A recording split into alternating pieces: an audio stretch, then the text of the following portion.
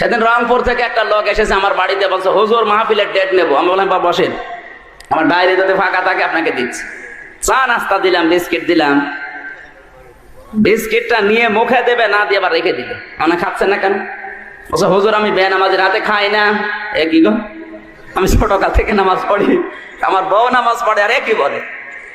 বলছে হুজুর আপনাকে বলি নাই, এই বিস্কিট যারা বানিয়েছে ওরা হয়তো নামাজ পড়ে না। চিন্তা করলাম আল্লাহ মনে হয় জান্নাত থেকে পালিয়ে এসেছে। এত বড় আল্লাহর ওলি আমার ঘরে, আর আমি কিছু টের পেলাম না। এই দাঁড়ান, এই বিস্কিট কোন বেনামাজি বানিয়েছে এই সন্দেহ করে আপনি খাচ্ছেন না? আপনার শরীরে যে বিশাল পোশাক আশাক, এগুলো কোনো বেনামাজি বানিয়েছে? কোন বেনামাজের গার্মেন্টসে তৈরি হয়েছে?